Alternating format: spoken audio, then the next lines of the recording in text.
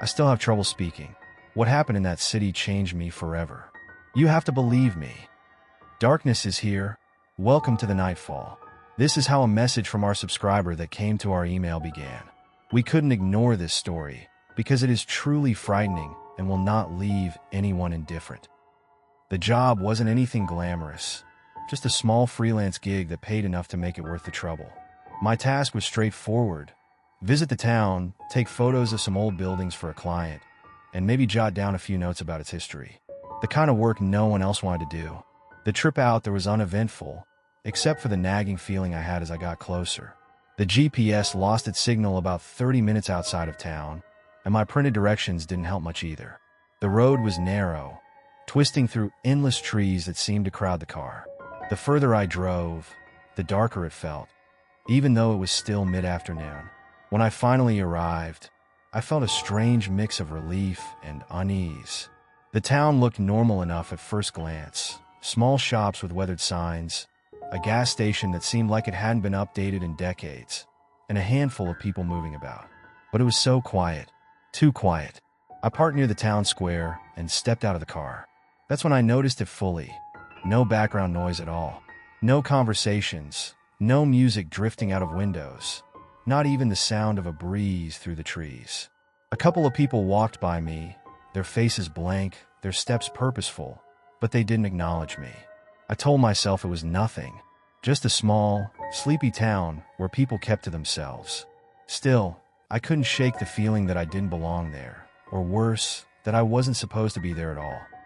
The inn was easy to find: a squat, two-story building with faded paint and a hand-painted sign hanging above the door. Inside, it smelled faintly of mildew and something else I couldn't quite place. The woman at the front desk was older, her gray hair tied back in a loose bun. She didn't smile when I walked in. She didn't even greet me. "Hi," I said, trying to sound friendly. "I have a reservation." She didn't answer. Instead, she opened a drawer, pulled out a room key, and slid it across the counter along with a folded piece of paper. Her expression didn't change, but there was something in her eyes, something like urgency. I unfolded the paper and read the neat, blocky handwriting. "Room 4, upstairs. No talking after sunset." I stared at it for a moment, then looked back at her, confused. "What does this mean?" I asked, holding up the note. She pressed her finger to her lips in a sharp motion, "Sure," then pointed at the clock on the wall. "It was just after 4 p.m. "Okay," I said slowly, pocketing the key. "Thanks, I guess." Upstairs, the room was as plain as you'd expect for a place like this. A creaky bed, a small wooden dresser, and a single window overlooking the street. I set my bag down and flopped onto the bed, staring at the ceiling. The note bothered me. Not just the message itself, but the way she'd handed it to me, like she was scared to say anything out loud. I thought about going back down to ask her again, but I didn't. Something about the look on her face made me think I wouldn't like the answer. The next morning, I woke up early. Sunlight streamed through the thin curtains, and for a moment, I felt normal again. Whatever weird vibe I'd picked up yesterday had to be in my head. Small towns have their quirks, right? I decided to explore a bit, get my bearings. The streets were clean but oddly empty for a place that was supposedly still functioning. A handful of people were out and about, carrying groceries, sweeping their porches, but they moved in silence, their heads down. I stopped by the cafe, hoping to grab some breakfast.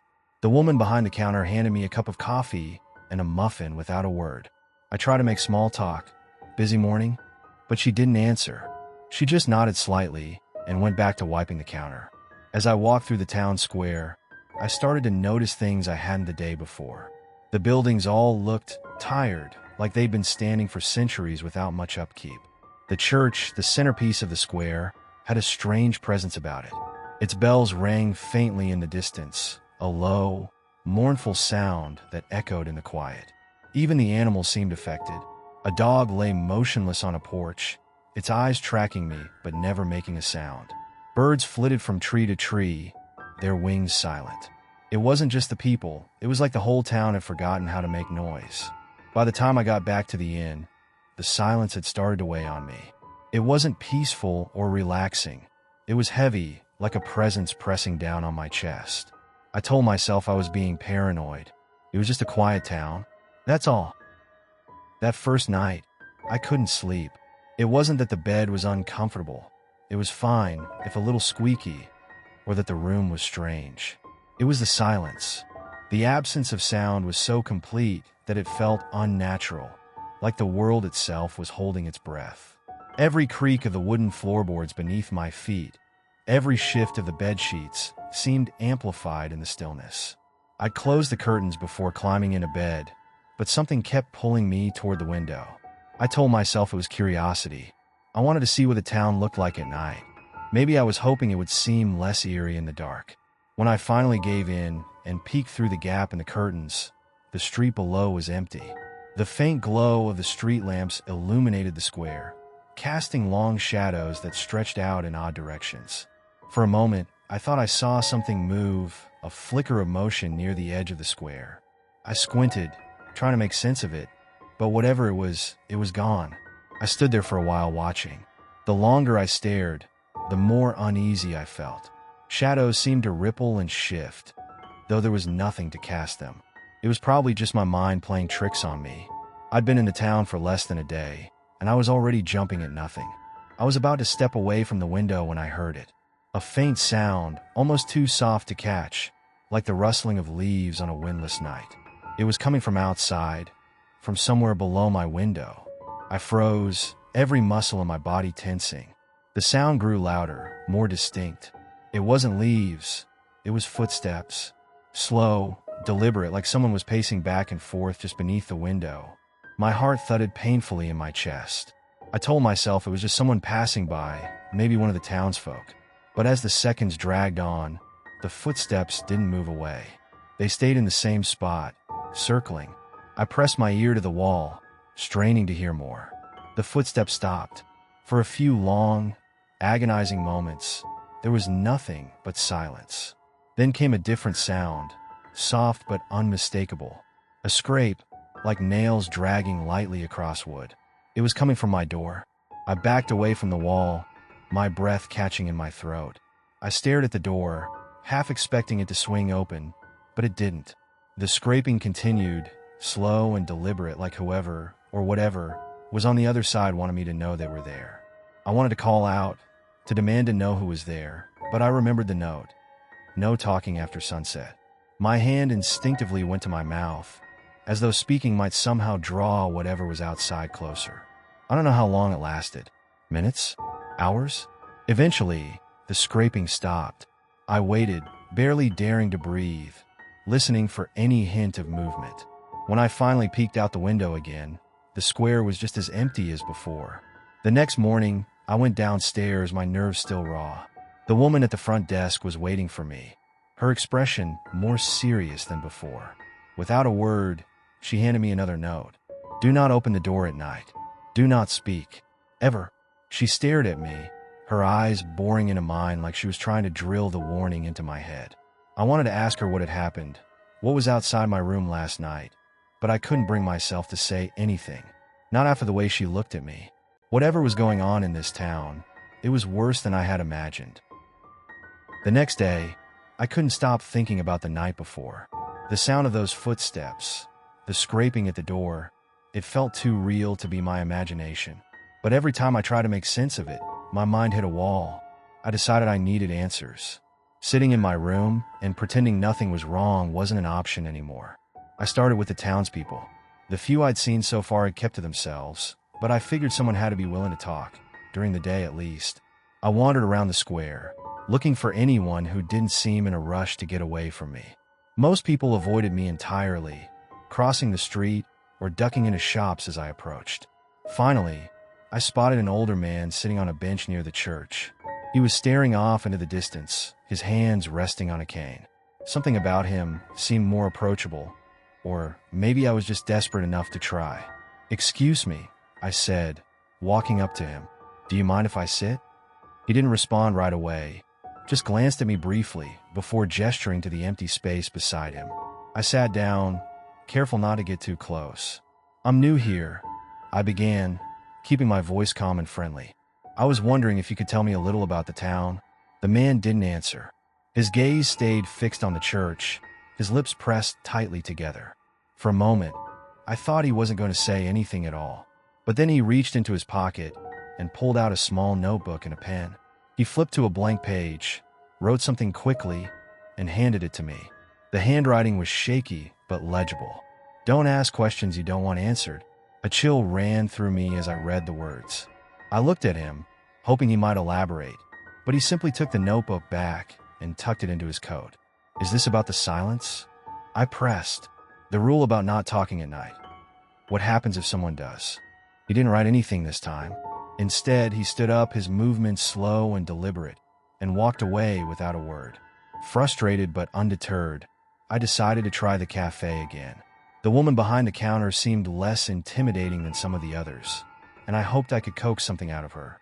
When I arrived, the place was empty except for her. She looked up as I entered, her face expressionless, and went back to wiping the counter. I ordered a coffee, and when she handed it to me, I leaned in slightly. "Please," I said softly. "I just want to understand. Why doesn't anyone talk here?" She froze, her hand tightening around the cloth she was holding. For a moment, I thought she might actually respond, but instead, she reached under the counter and pulled out a piece of paper. She scribbled a few words and slid it toward me. "It's not safe to talk, especially at night. Leave if you can." "Leave? Why?" I whispered, lowering my voice. Her eyes darted to the window, then back to me. She shook her head, writing again. "If you break the rule, they come. Don't ask me more." "They?" I pressed, but she refused to answer. She snatched the paper back and crumpled it, then turned away as if the conversation was over. My last stop was the church. The bells had been ringing all morning, their deep, resonant tone the only sound in the entire town. Up close, the building was even older than it looked from a distance, its stone walls covered in moss and cracks. The door creaked loudly as I pushed it open, the sound echoing in the cavernous interior. Inside, the air was cold and heavy, carrying a faint scent of dust and candle wax. I didn't see anyone at first, but then a figure stepped out of the shadows, a man in a black robe, his face pale and severe. He didn't seem surprised to see me. "Can I help you?" he asked, his voice low but firm. The sound of his voice startled me after so much silence.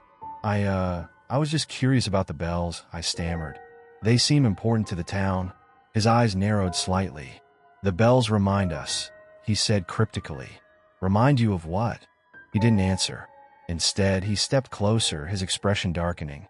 "It would be wise for you to follow the rules while you're here," he said. "There are reasons for them. Good reasons." "Like what?" I asked, trying to keep my voice steady. "Some things are better left unsaid," he replied. His tone was final, like a door slamming shut. I left the church feeling more confused than ever. The cryptic warnings, the refusal to explain, it all felt like a puzzle I couldn't piece together. But one thing was becoming clear.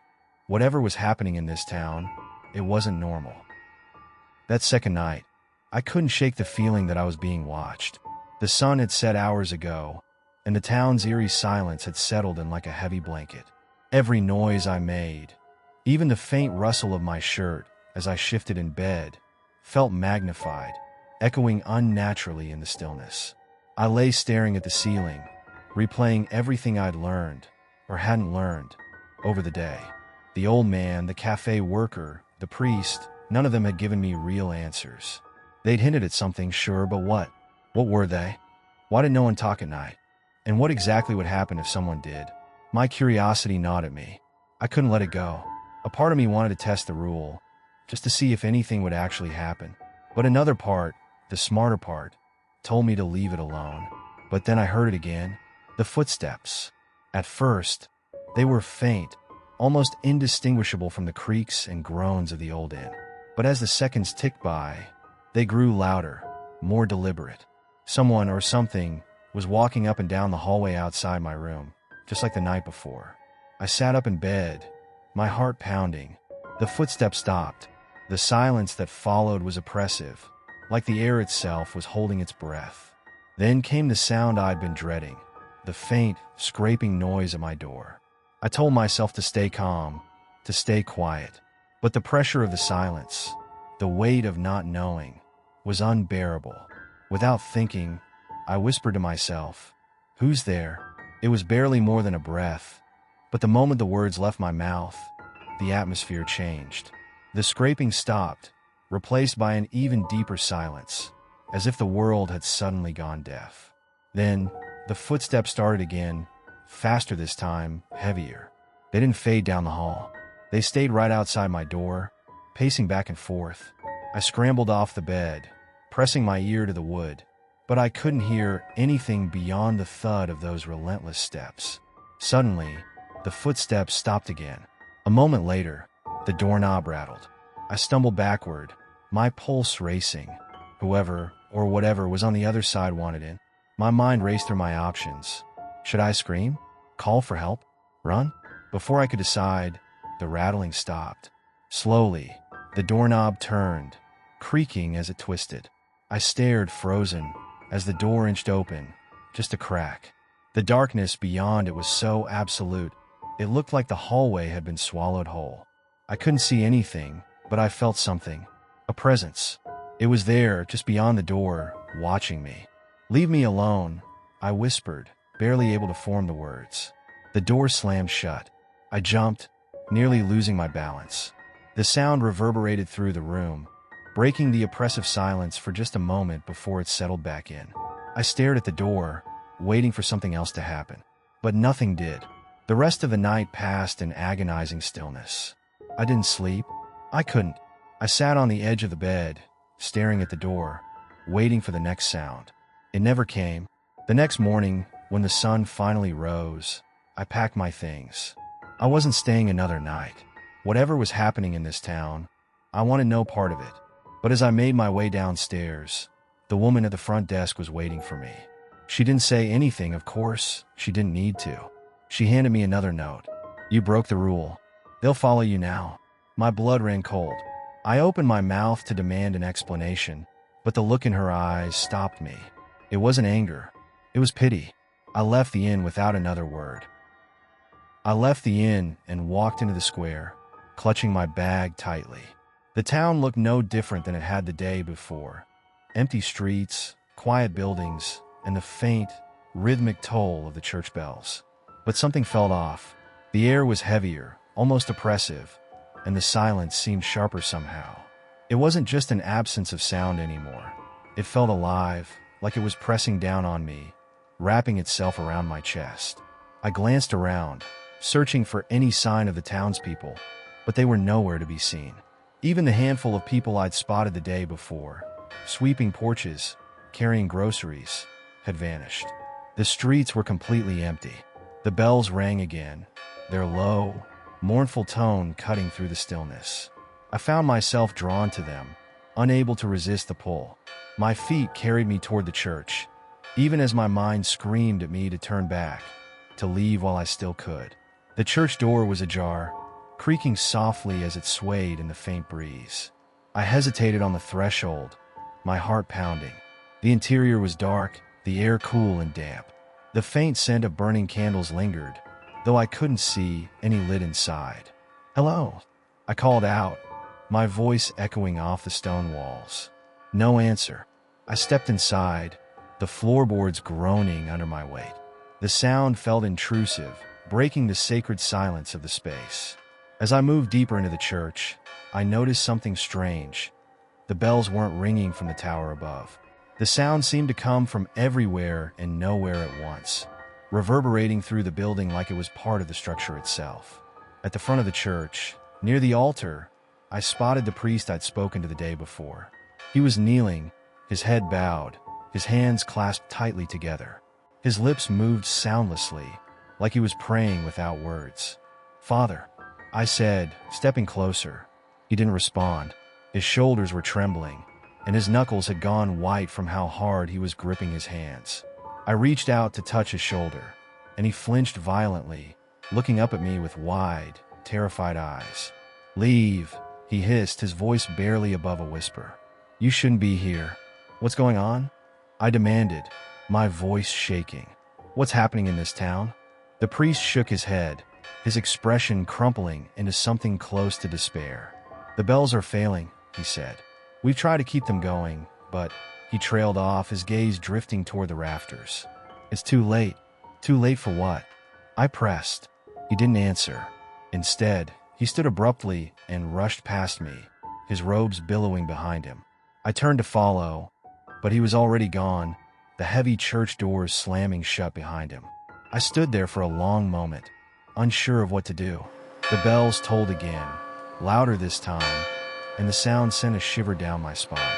I glanced up at the bell tower, half expecting to see something or someone peering down at me. But the tower was empty. As I turned to leave, the bells suddenly stopped. The silence that followed was so complete, so overwhelming, that it made my ears ring. It was like the world itself had frozen, caught in a single, endless moment. And then I heard it.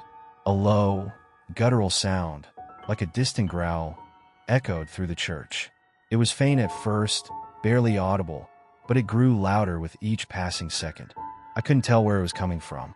It seemed to come from the walls, the floor, the very air around me. My legs moved before my mind could catch up. I bolted for the door, flinging it open and stumbling into the square. The growling followed me, growing sharper, angrier. The shadows that had seemed so still before were moving now, shifting and twisting like they had a life of their own. They stretched across the ground, reaching for me with long, inky tendrils. I didn't stop to think. I ran, the sound of my own footsteps echoing loudly in the unnatural silence. The bells didn't ring again. I didn't stop running until I reached the edge of town. My chest burned, and my legs ached, but the fear pumping through my veins kept me moving. The shadows seemed to follow me, shifting unnaturally in the corners of my vision. No matter how fast I ran, they were always there, silent, relentless. When I finally reached my car, I fumbled with the keys, my hands trembling so badly I nearly dropped them. I threw myself into the driver's seat and slammed the door shut, locking it instinctively.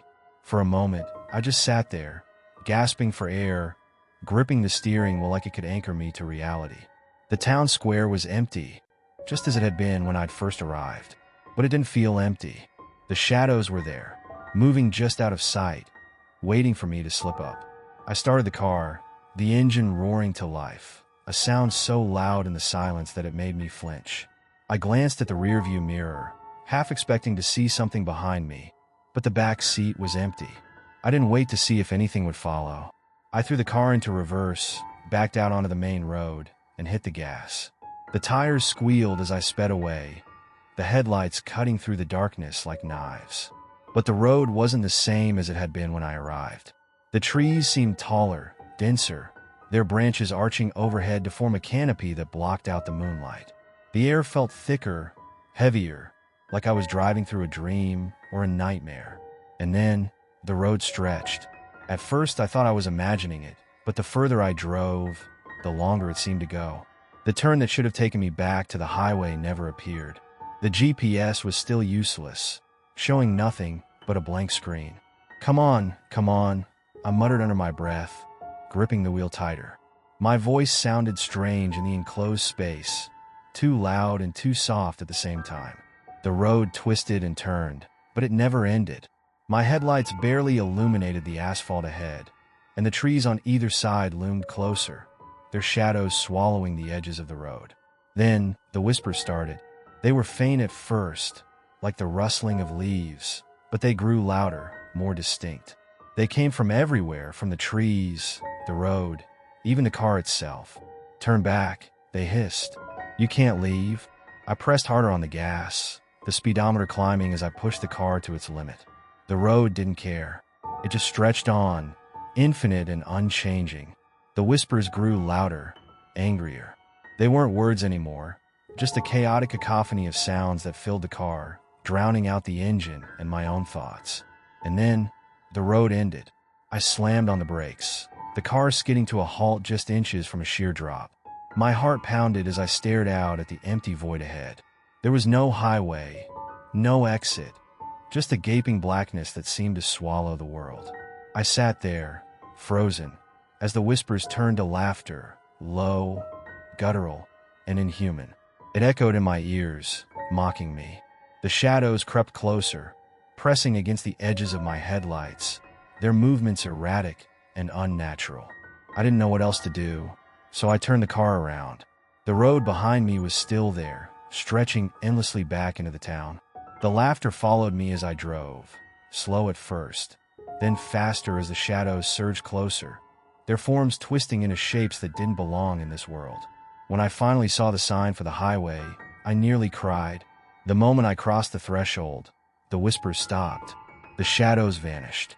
The oppressive silence lifted, replaced by the hum of distant traffic. I didn't look back. I drove for hours, my hands gripping the wheel so tightly they ached. I didn't stop until I reached a rest area miles away, where I tried to convince myself that I was safe. But the silence of the town stayed with me, echoing in my mind like a phantom. I didn't go to work the next day. I couldn't. I called my boss and muttered some excuse about being sick.